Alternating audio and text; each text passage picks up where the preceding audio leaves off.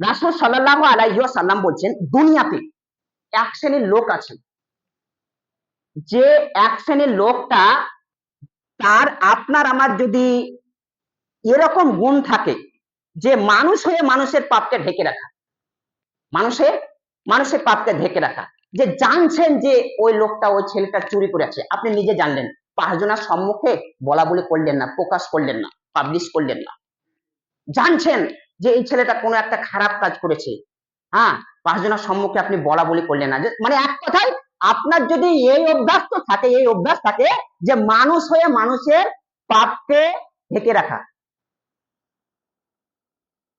তাহলে দুনিয়াতে যদি আপনি মানুষের পাপকে ঢেকে রাখেন, তাহলে আল্লাহ আপনাকে বিচারের মাঠে পার্সোনাল ভাবে ডেকে নিয়ে তার নিজ বাহু দিয়ে, আল্লাহ নিজ বাহু দ্বারা এইভাবে আড়াল করে দিবেন, এইভাবে আড়াল করে দিয়ে কাউকে দেখতে দিবেন না, কাউকে দেখতে দিবেন না, এইভাবে বলবেন, দেখো তো হালতারি বা বাহান যা, দেখো তো তুমি তোমার পাপকে চিনতে পারছো নাকি, দেখো তো, পাপের কাঁটা ধরে দিয়ে বলবেন, তুমি তোমার কি পাপকে চিনতে পারছো?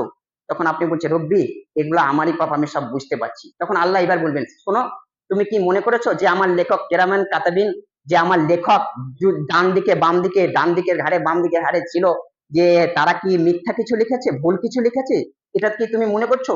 তখন আপনি বলবেন, লা ইয়া রাব্বি, জি জি জি, না, এগুলা তো আমারই পাপ রব্বি, এগুলা তো আমারই পাপ, আমার রব প্রতিপালক, এগুলা তো আমারই পাপ, আমি তো চিনতেই পারছি।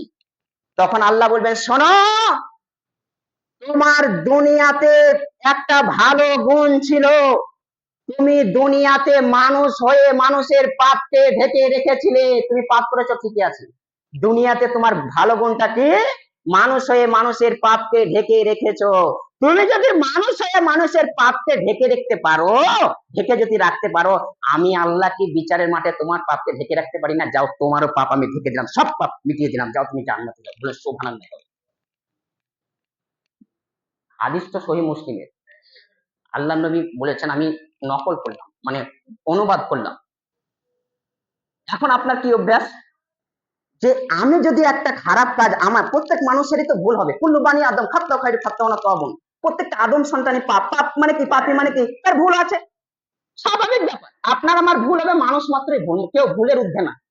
তাহলে আমার একটা ভুল হওয়ার পরে, হ্যাঁ, আপনি ওই পাপটা আমাকে সংশোধন না করে, জি, চায়ের দোকানে পাঁচজনের সামনে বলছেন, শুনেছো কি কালাম মৌলবীর বেটা কি করেছে, এটাই নাকি তার সফলতা, এটাই নাকি তার সফলতা, মানে এটাই তার, সে যদি পাঁচজনের সামনে বলে দিতে পারে, মানে বিরাট কিছু সাফল্য মনে হয় অর্জন করে, সফলতা অর্জন করছে, তাই না? ঠিক, যত কারেন্টের মতো সে বলে দিতে, মানে মানে তার বললে মানে খুব মিঠা মিঠা লাগে বলে দিতে পারলে।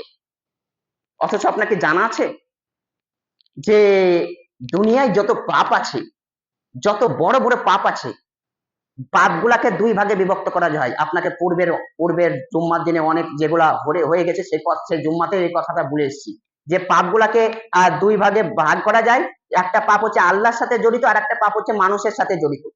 যে পাপগুলি আল্লাহর সাথে জড়িত, পাপের জগতের সব থেকে বড় মহাপাপ হচ্ছে শিরক, সিরিয়ালের সব থেকে মহাপাপ হচ্ছে শিরক, সিরিয়ালের মহাপাপ হচ্ছে জেনা করা, সিরিয়ালের মহাপাপ হচ্ছে সুদ খাওয়া, সিরিয়ালের মহাপাপ হচ্ছে আপনার মদ পান করা, বেনামাজি হওয়া। এই পাপগুলা আল্লাহর সাথে জড়িত। কোন মানুষ যদি পাপ করার পরে বুঝতে পারে, যে আল্লাহর কাছে ক্ষমা চায়, কান্নাকাটি করছে, আল্লাহ আমার ভুল হয়ে গেছে, আল্লাহ তো আমি বুঝতে পারি না, আমি আর এই পাপ করবো না, আল্লাহ আমি সঠিক পথে গেছি, আল্লাহর অনেক দয়া। কুরআন মাজিদের আয়াতের পর আয়াত, আয়াতের পর আয়াত, তিনি অদূত, তিনি গফুর, তিনি রহমান, তিনি রহিম, তিনি প্রজ্ঞামান, তিনি ক্ষমাশীল, তিনি সবকিছু ক্ষমা করে দিতে পারেন, তিনি হচ্ছে অসীম দাতা, দয়ালু তিনি। আর এই আল্লাহ মানে অনেক দয়া, তিনি আপনার পাপ ক্ষমা করে দিতেই পারে। কিন্তু একটা পাপ মানুষের সাথে জড়িত, গীবত, বদনাম, পরনিন্দা, পরচর্চা, এই পাপটা যার নামে আপনি করবেন, সে যতক্ষণ পর্যন্ত আপনাকে না ক্ষমা করবে, তার হাত ধরে আপনাকে ক্ষমা চাহাতে হবে, সে যতক্ষণ পর্যন্ত আপনাকে না ক্ষমা করবে, ততক্ষণ আল্লাহ আপনাকে ক্ষমা করবেন। কেন? আল্লাহ বলছেন হাদিসে কুদসি, ইন্নী হারামতু যুলমা আলাইহা, আমি আমার উপর অত্যাচার হারাম করেছি, তুমি গীবত বদনাম করবে মানুষের আর ক্ষমা চাহাবা আমার কাছে, এটা হতে পারে না, অসম্ভব, ইম্পসিবল। যাও, তুমি যার কাছে গীবত বদনাম করেছো, চুগলখড়ি করে বেড়াচ্ছ, তার কাছে হাত ধরে ক্ষমা চাও, সে যদি ক্ষমা করে আমার কাছে ঠিক আছে। কথা কি বুঝাতে পারছি আপনাকে? ক্ষমা করতে শিখুন মানুষকে, মানুষের পাপকে ঢেকে রাখতে শিখুন। এইভাবে এত কেন মানুষের পেছনে লেগে থাকেন হুন্ডা হয়ে? এত কেন জীবন বদনামের পরিমাণ বাড়ছে? আর এত কেন মানে দোকানে বাজারে এত আড্ডাই বা কেন পিটতে হবে? এটা বুঝে আসছে না। সংশোধন হন, মানুষে বুঝবে। এগুলা মানুষেরই বোঝার প্রয়োজন আছে, পশু প্রাণীর বোঝার প্রয়োজন নাই। কারণ পশু প্রাণীর জান্নাত জাহান্নাম নাই, তাদের বিচারের মাঠ পর্যন্ত শেষ। মানুষেরই জান্নাত জাহান্নাম আছে। তাহলে সুতরাং এটা মানুষকেই বুঝতে হবে। জান্নাত পাওয়া কঠিন, জাহান্নাম সহজ। মনের প্রবৃত্তিকে মন মতো চলে যারা, ইচ্ছা মতো চলে যারা, জাহান্নামে যাবে তারা। মন মতো চলে যারা, জাহান্নামে যাবে তারা। নিয়ম নীতি, রুলস এন্ড রেগুলেশন, নিয়ম নীতির নামই হচ্ছে জান্নাত। বোঝা যাচ্ছে? যারা দুনিয়াতে মানুষের পাপকে ঢেকে রাখে তারা জান্নাতে যাবে, এ কথাই ঠিক। আল্লাহ সুবহানাহু ওয়া তাআলা তাদের পাপকে ক্ষমা করবে। নাম্বার 3, এই নাম্বার 4, 3 নাম্বার হয়ে গেল। 4 নাম্বারে রাসূল সাল্লাল্লাহু আলাইহি ওয়াসাল্লাম বলেছেন, বিচারের মাঠে প্রত্যেকটা ব্যক্তির সাথে আল্লাহ সুবহানাহু ওয়া তাআলা কথা বলবেন। প্রত্যেকটা ব্যক্তির সাথে, প্রত্যেকটা আদম সন্তানের সাথে আল্লাহ সুবহানাহু ওয়া তাআলা কথা বলবেন। লাইসা বাইনাহু ওয়া বাইনাহু তারজুমান, সেখানে কোনো আপনার অন্তরাল থাকবে না, সেখানে কোনো আপনার পর্দা থাকবে না। প্রত্যেক ব্যক্তির সাথে আল্লাহ কথা বলবেন। আর আর আপনার কোনো দুভাষী থাকবে না, একই ভাষায় আল্লাহ সুবহানাহু ওয়া তাআলা কথা বলবেন। সে তার ডান দিকে যখন লক্ষ্য করবে, জীবনের যত যত ভালো কাজ মন্দ কাজ যা কিছু করেছে ডান দিকে দেখতে পাবে, বাম দিকে দেখতে পাবে। যেভাবে আপনি আপনার বাড়ির পেছনে সিসি ক্যামেরা লাগিয়ে দেন, সিসি ক্যামেরা লাগানো অবস্থায় 24 ঘন্টার ভিতরে যা কিছু হয় ওই সিসি ক্যামেরা ধরে রেখেছে, এখন চালু করে দেন, যা কিছু করেছে 24 ঘন্টার ভিতরে সব আপনাকে ভিডিওতে দেখাবে।